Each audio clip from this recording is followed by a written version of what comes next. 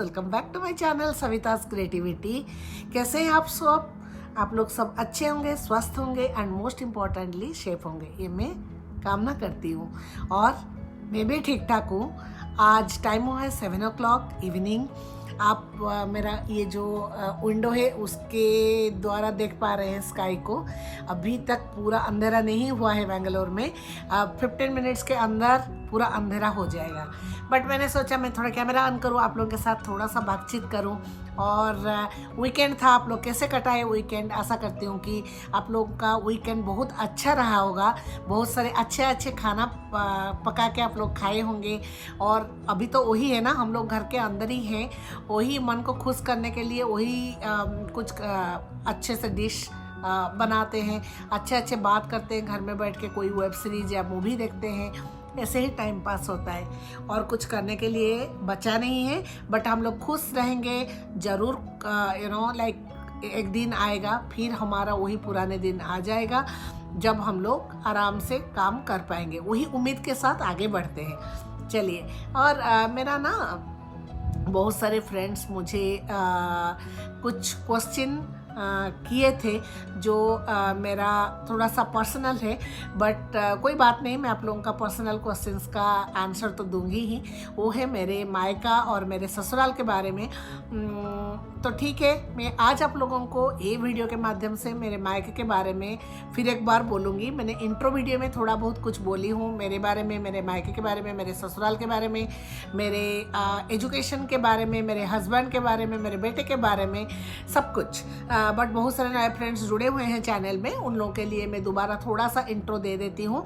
मैं यहाँ पर बेंगलोर में रहती हूँ, साउथ बेंगलोर में, एक 3 BHK अपार्टमेंट में हस्बैंड के साथ। फिलहाल मेरा बेटा यहाँ पे नहीं है, वो HKU में पढ़ रहा है अभी। तो हमारे घर में हम 2 जन हैं और हमारा हाउस हेल्पर्स है। ज़रूर मिलाऊंगी आप लोगों को मेरे हाउस हेल्पर्स के साथ। वो प्लान भी मेरा है। अभी तक वो लोगों ने कैमरा के सामने आने के लिए तैयार नहीं थे। अभी धीरे धीरे वो लोगों का भी कॉन्फिडेंस आ गया है। ज़रूर मिलाऊंगी मैं। सो ये रहा मेरा दुनिया। यहाँ पे मेरे हस्बैंड जॉब करते हैं। आप लोगों को जैसे पता है कि मैं शुभम का एजुकेशन इसका मतलब है कि 12th स्टैंडर्ड तक पूरा उसके साथ बहुत जुड़ी रहती थी। वो बाहर जाने के बाद, वो हांगकांग जाने के बाद मेरे पास बहुत टाइम था। मैंने सोचा मेरा जो पैसन है दोनों के, मैंने वो चीज़ के ऊपर मैं थोड़ा फोकस करूं।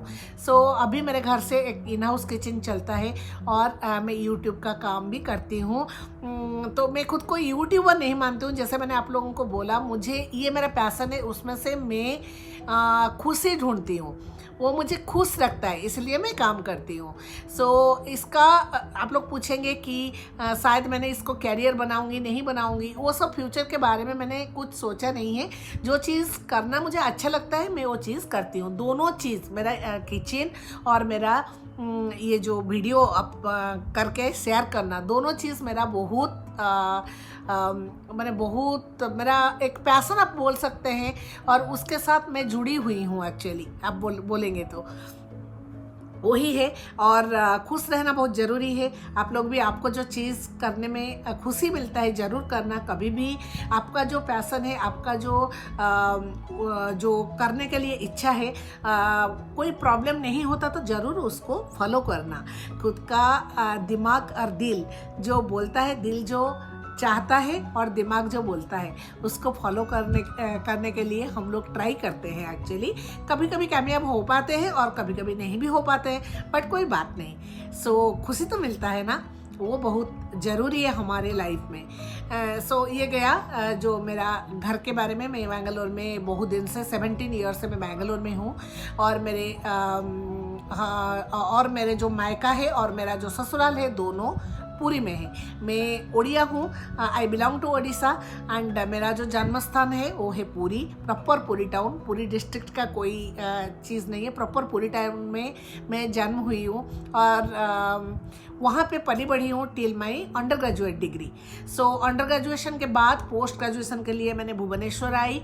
और भुवनेश्वर में का उत्कल यूनिवर्सिटी में मैं मेरा पोस्ट ग्रेजुएशन और मेरा MPhil दोनों कंप्लीट की। उसके बाद मेरा शादी हो जाता है और मैं शादी करके आदित्य के साथ कलकत्ता चली जाती हूँ 3 साल के लिए। ये था मेरा पूरा छोटा सा एक इंट्रो। और मैं बोलूँगी मायके के बारे में बोलूँगी तो आप लोगों को पता चल गया कि मैं पुरी को बिलोंग करती हूँ। पुरी एक छोटा टाउन है। पुरी में जितना कुछ मिलता था जब हम लोग छोटे थे, ऑब्वियसली वो एक मेट्रोपॉलिटन सिटी नहीं है, छोटा शहर है। उसका वो ज़िंदगी बहुत अलग है आज की ज़िंदगी से। अभी मैं जो ज़िंदगी लीड कर रही हूँ बहुत अलग है। There is hell and heaven difference. But मैं नहीं बोलूँगी कि वो ख़राब था। आज का ज़िंदगी बहुत अच्छा है। टाइम के साथ साथ बहुत कुछ चेंज हुई है, बट वो दिन मैं भूल नहीं पाऊँगी, क्योंकि वो जो मेमोरी है, वो जो टाइम पापा मम्मी भाई बहन सबके साथ हम लोग बिताए हैं, वो ज़िंदगी का एक बहुत बड़ा पार्ट है हमारा। सो वो चीज़ को तो मिटाया नहीं जा सकता। कौन चाहेगा वो सब चीज़ को भूल जाने के लिए। पर वही मेमोरी के साथ हम आगे बढ़ते, वो दिन को याद करके बहुत खुश होते हैं। सो मेरे जो मायका है, मेरे पापा मम्मी अभी नहीं रहे। 2011 नवंबर में पापा का डेथ हुआ है और उसका जस्ट 6-7 मंथ्स के बाद मम्मी भी चली गई है 2012 जून 10 को। सो बहुत बड़ा झटका लगा था मेरे ज़िंदगी में। वो टाइम में बहुत बड़ी धक्का एक के बाद एक हमारे ज़िंदगी में आया। सो पापा मम्मी तो नहीं रहे। मेरे भाई बहन के बारे में बता रही हूँ। हम लोग 5 भाई बहन हैं। मेरे 2 बड़े भैया हैं, वो मेरे से एज में बहुत बड़े हैं। मैं जब कॉलेज में थी तब दोनों का शादी हुआ था, और एक बड़े भैया का शादी हुआ था जब मैं कॉलेज में थी, छोटे भैया का शादी हुआ था जब मैं यूनिवर्सिटी में थी। और भैया भाभी भतीजा भतीजी उनको लेके हमारा एक भरपूर परिवार था पुरी में। पापा मम्मी के पास कभी कभी बड़े भैया भाभी भी रहते थे, कभी कभी छोटे भैया भाभी भी रहे हैं, और बच्चे भी रहे हैं। बच्चों को पापा मम्मी बड़े किए हैं। बड़े भैया का 2 बच्चे हैं, और अभी बड़े भैया का जो बेटी है वो जामशेदपुर में है, वो शादी कर चुकी है। उनका जो बेटा है वो अभी नौकरी करता है। उसका बेस्ट लोकेशन हैदराबाद है, बट पैंडेमिक चल रहा है, वो घर से ऑपरेट कर रहा है। सो उनका फैमिली, और मेरा जो सेकंड भैया है वो स्टेट बैंक ऑफ इंडिया में काम करते हैं। भाभी हाउस मेकर है, बड़ी भाभी भी हाउस मेकर है। उनके भी 2 बच्चे हैं, ट्विन्स है मेरे भतीजी दोनों। और वो पूरा फैमिली आजकल भुवनेश्वर में रहते हैं। सो पूरा फैमिली बोलने से वो 2 बड़े भैया हैं मेरे, और मैं हूँ मिडिल में। मेरे नीचे मेरी छोटी बहन है, और उसके नीचे मेरा छोटा भाई है। सो अभी मैंने जैसे आप लोगों को बोला कि जो घर में मैं पैदा हुई हूँ, बड़ी हुई हूँ, सब कुछ मेरा हर कुछ चीज़ वो घर के साथ जुड़ा हुआ है। वो घर अभी खाली है। वो घर में पापा मम्मी जाने के बाद एक्चुअली बहुत दिन तक वो घर खाली था। कुछ दिन सेकंड भैया और भाभी रहते थे, उसके बाद उन लोगों को भुवनेश्वर आना पड़ा, इसलिए वो घर लॉक होके पड़ा बहुत दिन तक। सो हम लोगों ने सोचे उसके बारे में कि ऐसे घर पड़ेगा तो घर का मेंटेनेंस नहीं हो पाएगा। तो वो सबको सोच के हम लोगों ने नीचे का पोर्शन जो घर का है उसको हम लोग किराए पे रखे हैं, और ऊपर का जो 3 बेडरूम है वो लॉक करके रखा हुआ है हमारे यूज़ के लिए। वो है घर का स्टाटस। अभी बताऊं हम भाई बहन अभी क्या क्या करते हैं। बड़े भैया भाभी और भाभी पूरी में दूसरा एक जगह में खुद का घर बसा के, खुद का जगह में घर कंस्ट्रक्ट करके वो लोग रहते हैं। और जो सेकंड भैया भाभी हैं, जैसे मैंने आप लोगों को बोला, उनका भी पूरी में खुद का घर है, और उनका भुवनेश्वर में भी एक फ्लैट है, बट वो लोग रहते हैं भुवनेश्वर में फैमिली के साथ। और मैं बेंगलोर में हूँ। मेरी जो बहन है वो उसका ससुराल पुरी में है, वो उसका फैमिली के साथ वहाँ पे रहती है। उसका भी एक बेटा है जो मेरे बेटे से 4-5 महीना छोटा है। और सबसे लास्ट जो भाई है मेरा छोटा भाई है, वो बेंगलोर में रहते हैं उसको वाइफ के साथ। वो अभी उसका भी घर है खुद का, तो वो उसका फैमिली बेंगलोर में रहते हैं। ये है अभी का मेरा फैमिली। और मायका किसको बोलते हैं? मायका मेरे मतलब से आप मुझे पूछेंगे तो जब तक पापा मम्मी रहते थे मैं वो घर को मेरा मायका समझती थी। ऐसा नहीं है कि मैं वो घर को अभी खुद का घर नहीं समझती हूँ, बट वो घर जो था, जो मेरे मेमोरी में है, उससे बहुत अलग है। अभी वो घर का कुछ नहीं रहा। घर का पूरा ज्योग्राफी चेंज हो गया। पापा मम्मी जाने के बाद एक्चुअली वो घर का जो हमारा सामान है, जितना जो सब जिसके साथ एक लगाव रहता है, घर का कोने कोने में आंख बंद करके हम बोल सकते हैं यहीं पे यही था, यहीं पे यही था, हम लोग ये यहीं पे ऐसा करते थे, यहाँ पे ये करते थे, वहाँ पे ऐसे सोते थे, वहाँ पे ऐसे मम्मी के साथ बात करते थे, सब कुछ ख़त्म हो जाती है। सो 2011 में पापा जाने के बाद मम्मी बहुत अकेली हो गई थी। शायद भगवान को ये चीज़ मंजूर नहीं था कि मम्मी अकेली टाइम बिताए, अकेले दुख जो उसके अंदर का जो दुख होती है ना, उसको सहन करे। शायद भगवान ने बुला लिए मम्मी को, इसलिए दोनों हेल एंड हार्टी थे। पापा का 82 इयर्स हुआ था जब पापा का डेथ हुआ था। पापा का ज़्यादा दिन वो बीमार नहीं थे, 6-7 महीना पापा का kidney, both the kidneys damage हुआ था। एज के लिए उनका कोई शुगर ऐसा कुछ कॉम्प्लिकेशन नहीं था। अप्रैल में डायग्नोज हुआ और नवंबर में ही पास्ट अवे। बट पापा जाने के बाद मम्मी का हालत मैंने आप लोगों को बोला। मम्मी पूरी का वही घर में रहती थी। मैं चाहती थी कि मैं मम्मी को बेंगलोर ले आऊँ, बट मम्मी आना नहीं चाहती थी। मम्मी मुझे हरदम बोलती थी कि पापा का फर्स्ट एनिवर्सरी ख़त्म नहीं होने तक वो घर से नहीं निकलेगी। तब तक मुझे लगता था पापा तो नहीं है, फिर भी मेरा मम्मी है। सो 2012 मार्च लास्ट में मैं घर गई थी।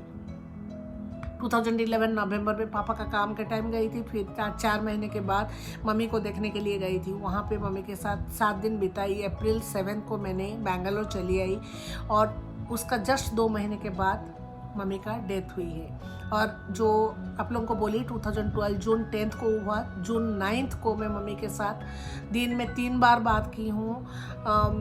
4 घंटा मिनिमम 3 से 4 घंटा बात की थी मैं मम्मी के साथ। एकदम नॉर्मल थी, एकदम सब कुछ ठीक ठाक था। मुझे नहीं पता था कि ये सब कल हो जाएगा, वही था। और उन लोगों के जाने के साथ साथ आप मुझे पूछेंगे तो मम्मी का काम के लिए मैं गई थी और वो घर से मैं आई थी, उसके बाद वो घर में मैंने पाँव नहीं रखा।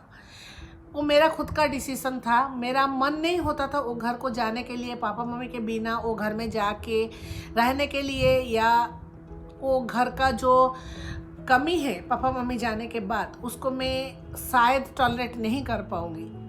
वही डर के मारे मैं वहाँ पे जाने के लिए अवॉइड करती थी। एक्चुअली कुछ दिन भैया भाभी थे तब भी मैंने नहीं गई।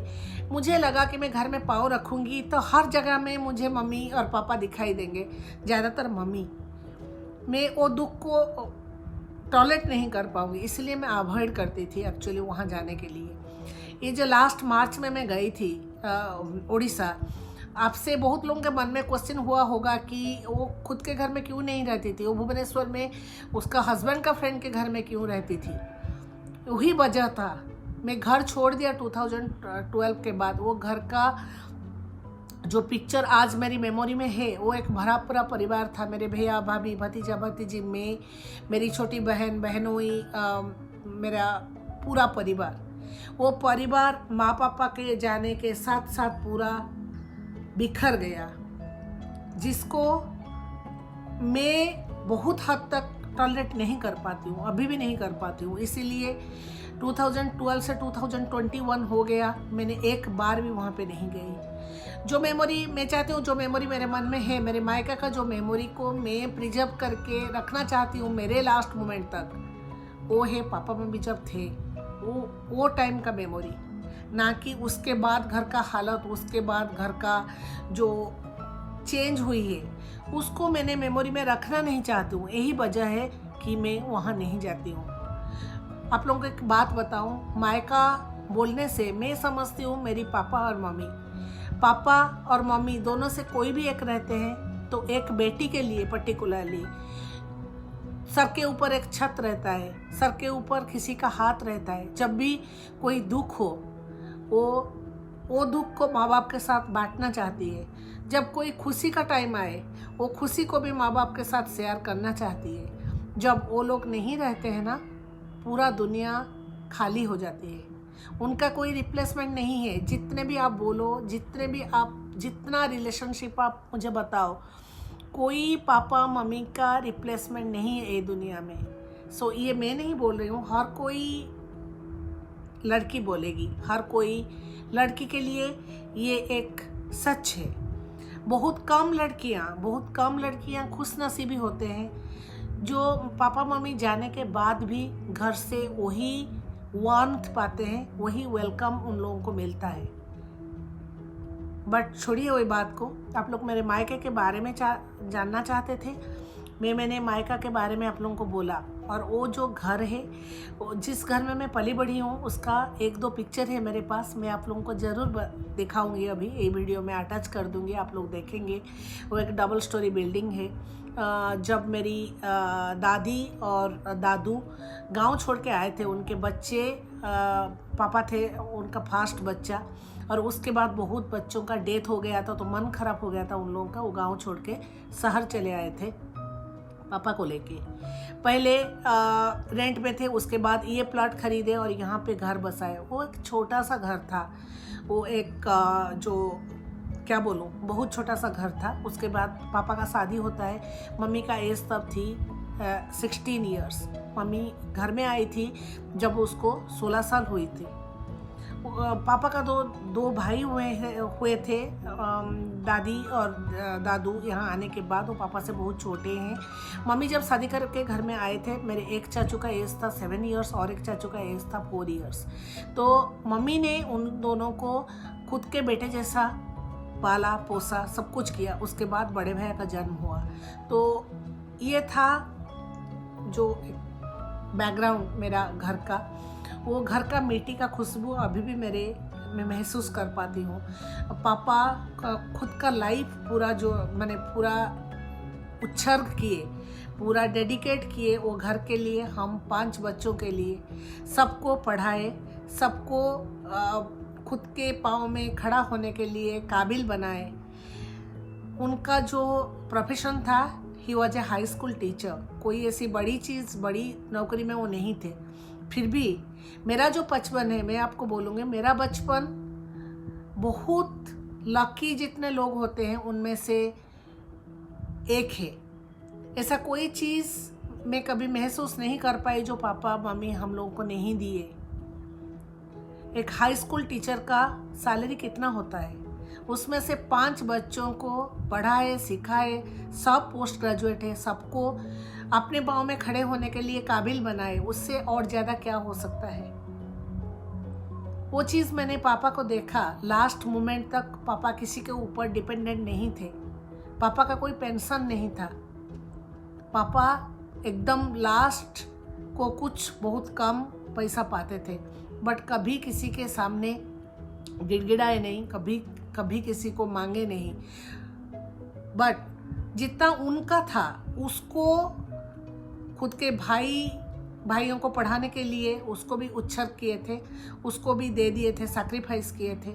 और बाकी जो था वो 5 बच्चों को बढ़ाते बढ़ाते सब कुछ ख़त्म हो गया था। फिर भी वो बहुत खुश थे। खुश इसलिए थे क्योंकि 5 को काबिल बनाए थे। 5 बच्चों को जब देखते थे सब अपने अपने जगह पे खुश है, वो बहुत खुश रहते थे। ऐसे थे मेरे पापा मम्मी। और मैं ऑब्वियसली थोड़ा सा इमोशनल हो जा रही हूँ, आप लोगों के सामने दिखाना नहीं चाहती हूँ, इसीलिए बोलती हूँ कि यही है मेरा मायका, जिसको मैं मेरे दिल में छुपा के रखती हूँ। मेरे मायका मेरे लिए बहुत एक अनमोल जगह है। मैं वहाँ पे जाऊँ या नहीं जाऊँ, बट उसका जो मेमोरी है, उसका जो मिट्टी का खुशबू है, वो मेरे पास हमेशा रहेगा। ऐसा नहीं है कि मैं अवॉइड करती थी आप लोगों को मेरे मायका के बारे में बताने के लिए, बट मैं नहीं चाहती थी कि मैं वो दर्द सहन करूं जिसको मैं महसूस करती हूँ। एक बहुत सारे चीज़ बाहर दिखाया नहीं जाता, बहुत सारे चीज़ बाहर के लोग महसूस नहीं कर पाते, अनलेस एंड अनटिल आप वो सिचुएशन दे के न जाए। तो मैं जब बोलूँगी आप लोगों को शायद एक स्टोरी जैसा लगेगा, बट मैं जो महसूस अभी कर रही हूँ आप लोग के सामने, कैमरा के सामने बात करने के टाइम, वो मैं जानती हूँ। कोई बात नहीं, जितना भी हुआ, जो भी हुआ वो अच्छा के लिए हुआ। आज पापा मम्मी नहीं है तो क्या हुआ, उनका जो ब्लेसिंग्स है, उनका जो आशीर्वाद है वो हमेशा हमारे पांचों के ऊपर है। इसलिए हम बिलीव करते हैं कि माता पिता जो होते हैं ना, वो भगवान का आशीर्वाद स्वरूप आप चूज करते हो उनके कोख में जन्म लेना। एक सोल चूज करता है उसका पेरेंट्स। हम लोग, मैं पर्टिकुलरली बहुत खुश नसीब हूँ। आज मैं भगवान के पास प्रार्थना करती हूँ हर जन्म में मुझे वही माता पिता मिले। ये आप लोगों के सामने बोलने के लिए मैं नहीं बोल रही हूँ, मैं ऐसे ही बोल रही हूँ। यही घर में मेरा एक छोटा सा फोटो वॉल है जिसमें मैंने पापा मम्मी को रखी हूँ। कुछ दिन पहले एक वीडियो में मैं बताई थी, बहुत इमोशनल हुई थी। मैं उसको दोबारा बोलना नहीं चाहती हूँ। आज के लिए आज का ये वीडियो कैसा लगा आप मुझे ज़रूर बताना। आप लोग मेरे मायके के बारे में जानना चाहते थे, मैंने पूरा बता दिया बैकग्राउंड। और मेरे 2 चाचू हैं, मेरे बड़े चाचू अभी भुवनेश्वर में रहते हैं, छोटे चाचू भी भुवनेश्वर में रहते हैं उनके फैमिली के साथ। मेरे चाचुओं का भी बेटे हैं, बहू है, भरा पूरा परिवार है। सो भगवान सबको खुश रखे। और मैं जब संध्या टाइम में, इवनिंग टाइम में दिया बाती करती हूँ, मैं पापा मम्मी का फ़ोटो के पास इतना मांगती हूँ कि आप लोगों का आशीर्वाद हमेशा हमारे ऊपर रहे जितना दिन हम ये धरती पे हैं। छोड़िए सब बात को, ये था मेरा मायका। वीडियो अच्छा लगा तो ज़रूर एक लाइक करना, शेयर करना आप लोगों के फ्रेंड्स और रिलेटिव्स के साथ। और आप मेरे चैनल में नया है तो मेरे चैनल को सब्सक्राइब कर देना। बेल आइकन क्लिक करके ऑल नोटिफिकेशन ऑन कर दीजिएगा। जब मैं अच्छा सा अच्छा वीडियो आप लोगों के लिए शेयर करूँगी आपके पास नोटिफिकेशन पहुँच जाएगा। मेरे घर का कुछ क्लिप है मेरे पास, ज़्यादा नहीं है, जितना भी है मैं आप लोगों के लिए उसको ऐड कर दूँगी। चलिए फिर मिलते हैं बहुत जल्द और एक नया वीडियो के साथ। तब तक के लिए बाय बाय, टाटा, खुश रहिए, stay home, stay happy and most importantly stay safe. Love you all.